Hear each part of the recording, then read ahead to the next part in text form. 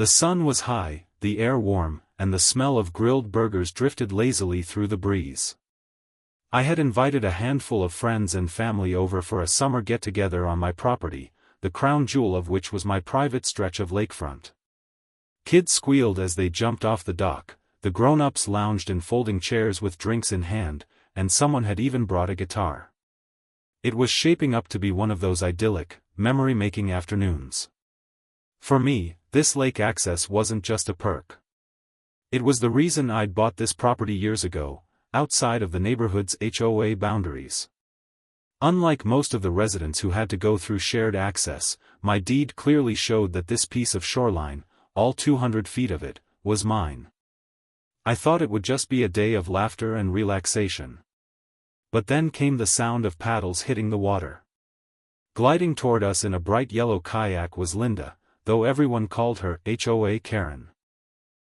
She was notorious for roaming the neighborhood like a self-appointed sheriff, enforcing HOA rules with the energy of a drill sergeant. Mailboxes a shade off?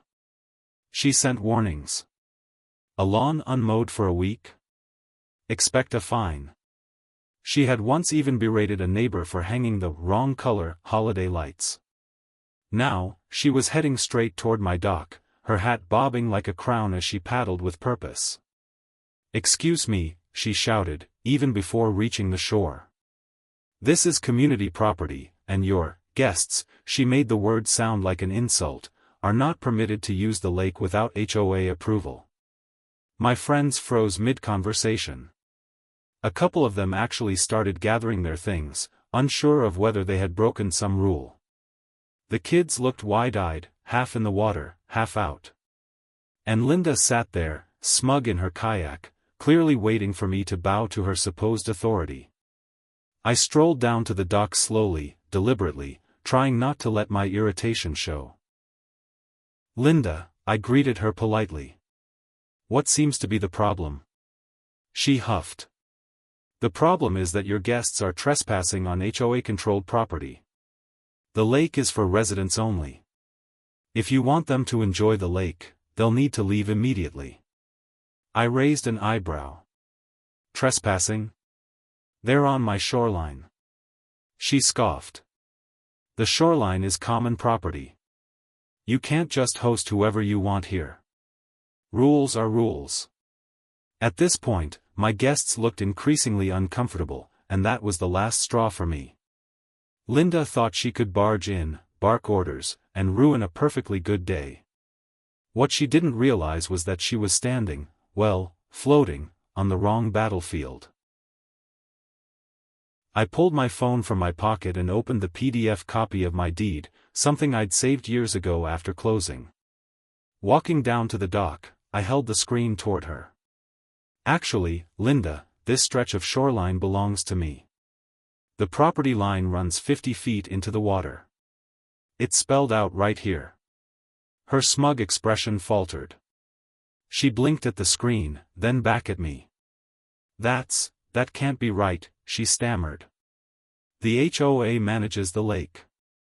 It's community." "Not this part," I interrupted firmly. "My land was never annexed into the HOA when the development was built. Which means this dock, this shoreline, and the water touching it. They're mine. And my guests are here because I invited them." Behind me, I heard one of my friends chuckle. The tension in the air melted into suppressed laughter. Linda's face turned crimson. She opened her mouth, shut it, then muttered something about calling the board. But the confidence was gone. She turned her kayak around and paddled away faster than I'd ever seen her move. The second Linda was out of earshot, the entire dock burst into laughter. Someone even raised their drink in a mock toast. To private property. The kids dove back into the water with renewed energy, and the party resumed as if nothing had happened. The burgers sizzled, music played, and everyone enjoyed themselves, except, I assumed, Linda. A few days later, I received a formal notice from the HOA complaining about unauthorized lake usage. My lawyer responded on my behalf, reminding them, in very direct legal terms, that my land was not and never would be, under their control. They've left me alone ever since. As for Linda, she still glares at me from across the lake when our paths cross, but she hasn't dared confront me again. And that's just fine with me.